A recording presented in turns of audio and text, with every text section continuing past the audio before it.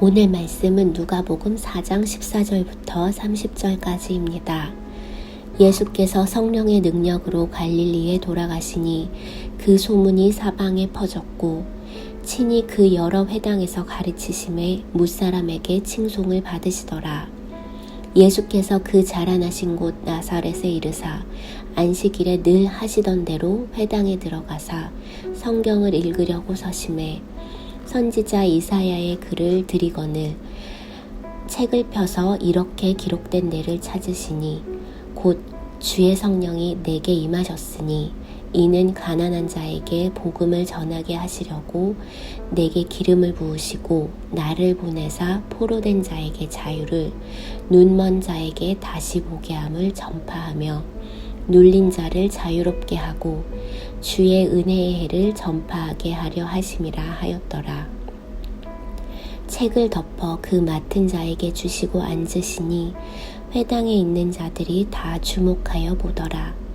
이에 예수께서 그들에게 말씀하시되 이 글이 오늘 너희 귀에 응하였느니라 하시니 그들이 다 그를 증언하고 그 입으로 나오는 바 은혜로운 말을 놀랍게 여겨 이르되 이 사람이 요셉의 아들이 아니냐. 예수께서 그들에게 이르시되 너희가 반드시 의사야 너 자신을 고치라 하는 속담을 인용하여 내게 말하기를 우리가 들은 바 가버나움에서 행한 일을 내 고향 여기서도 행하라 하리라. 또 이르시되 내가 진실로 너희에게 이르노니 선지자가 고향에서는 환영을 받는 자가 없느니라. 내가 참으로 너희에게 이르노니 엘리야 시대에 하늘이 3년 6개월간 닫히어 온 땅에 큰 흉년이 들었을 때에 이스라엘에 많은 과부가 있었으되 엘리야가 그중 한 사람에게도 보내심을 받지 않고 오직 시돈 땅에 있는 사렙다의 한 과부에게 뿐이었으며 또 선지자 엘리사 때에 이스라엘에 많은 나병 환자가 있었으되 그 중에 한 사람도 깨끗함을 얻지 못하고 오직 수리아 사람 나아만 뿐이었느니라. 회당에 있는 자들이 이것을 듣고 다 크게 화가 나서 일어나 동네 밖으로 쫓아내어 그 동네가 건설된 상 낭떠러지까지 끌고 가서 밀쳐 떨어뜨리고자 하되 예수께서 그들 가운데로 지나서 가시니라. 아멘. 예수님께서 광야에서 시험을 받으신 후 성령의 능력으로 갈릴리에 돌아가셨습니다. 갈릴리는 이스라엘 가장 북단에 위치한 넓은 지역입니다. 갈릴리 호수를 중심으로 여러 도시들이 있는 산지를 가리켜 갈릴리라고 부르는데요. 예수님이 어린 시절을 보내신 나사렛도 갈릴리 지역에 속해 있고 요한복음에서 물을 포도주로 만드신 가나 지역 역시 갈릴리 도시입니다. 그 밖에 막달라, 가버나움, 고라신, 벳세다와 같은 복음서에 나오는 도시들이 갈릴리 지역에 속해 있습니다. 가장 북쪽에 소외된 위치에 속한 갈릴리는 수시로 외세의 침략을 받았는데요. 그러한 탓에 여러 제국들의 문화들이 유입되어 있었고 심지어 갈릴리를 부를 때 이방인의 땅이라는 별명도 붙었습니다. 이러한 지역에서 예수님은 친히 회당에서 복음을 전하시는 사역을 시작하십니다. 오늘 말씀은 예수님이 자신의 고향인 나사렛에서 설교하신 내용과 고향 사람들의 반응이 나옵니다. 먼저 예수님께서 설교를 통해 전한 복음의 내용은 무엇일까요? 예수님은 자신이 선지자를 통해 예언한 메시아이심을 드러내십니다. 예수님께서는 안식일에 나사렛 회당에 이르러 이사야의 말씀을 펴서 읽으십니다. 이사야 61장을 읽으셨는데요. 이사야의 예언은 하나님의 종 메시아에 관한 내용을 담고 있습니다. 메시아는 성령이 임하셔서 성령께서 기름 부어 주실 때 그 기름 부음으로 말미암아 일하는 사역을 포함하고 있습니다.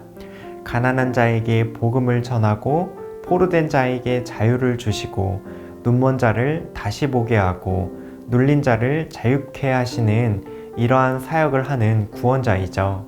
이 메시아에 관한 말씀은 과연 누구를 가리킬까요? 21절입니다. 이에 예수께서 그들에게 말씀하시되 이 글이 오늘 너희 귀에 응하였느니라 하시니, 이것이 예수님이 하신 설교의 요점입니다. 이사야 선지자의 예언이 말씀을 듣는 자들의 귀에 응하였다, 그대로 성취되었다 라고 말씀하시죠. 즉 예수님은 자신이 메시아이심을 증언하고 계십니다. 이 예언의 말씀은 예수님의 전 생애를 통해 그대로 성취되었는데요. 오늘날 우리에게도 말씀을 성취하신 그대로 역사하십니다. 예수님께서는 오순절에 성령 하나님을 교회에게도 부어주셨습니다. 우리 안에 성령이 계심으로 우리는 예수님을 알고 믿고 만나게 됩니다.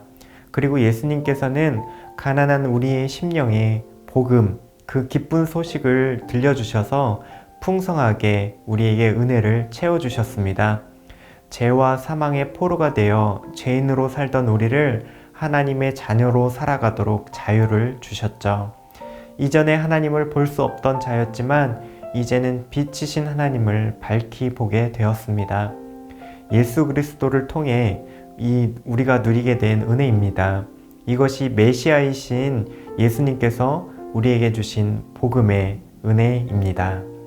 예수님께서는 오늘도 계속해서 성령 하나님을 통해 우리에게 이 복음의 은혜 주시기를 원하십니다. 아직 세상 염려와 근심에 매여 있는 우리를 풀어주시고 선명하게 하나님을 보지 못하는 우리의 눈을 밝혀주시길 원하십니다. 이 모든 것 말씀대로 역사하시는 예수님이십니다. 그렇다면 이 복음을 들은 나사렛 사람들의 반응은 어떠했을까요? 그리 긍정적이지는 않습니다. 이 사람은 요셉의 아들이 아니냐 수군댑니다. 나사렛 사람들은 인간 예수님을 알고 있습니다. 예수님이 요셉의 아들이라는 사실은 틀린 말은 아니죠. 그러나 함께 자란 사람들은 예수님이 하나님의 아들일 수는 없다라고 생각합니다. 말씀을 따라 예수님을 바르게 똑바로 보지 못하고 있습니다. 인간의 이성으로 하나님이신 예수님에 대한 진리를 거부하고 있습니다. 그래서 비꼬는 말로 의사야 너는 자신을 고치라 하는 속담을 통해서 예수님을 조롱합니다. 사람들이 보는 눈앞에서 한번 예수님의 능력을 증명해 보이라는 소리이죠. 이처럼 나사렛 사람들은 예수님이 인간적으로 누구인지는 알고 있지만 그분이 하나님이시라는 그 진리는 믿지 못했습니다. 예수님을 믿지 못하는 사람들 앞에서 예수님께서는 아무 일도 행하지 않으십니다. 우리가 복음의 은혜와 능력을 가장 깊이 경험할 수 있는 방법은 무엇일까요? 우리가 원하는 방식, 우리가 좋아하고 우리가 생각하기에 편한 방식이 아니라 말씀 그대로, 말씀을 따라 알고 믿는 것입니다. 복음이 주는 자유는 참으로 아이러니합니다. 자유라 하면 우리 마음대로 우리가 이해하는 방식을 따라서 살아야 자유로울 것 같지만 그렇지 않죠. 말씀대로 말씀을 따라 살 때에 복음 안에 참 자유를 얻게 됩니다. 말씀 속에서 우리를 찾아와 우리에게 은혜 베푸시는 예수님을 기억합시다.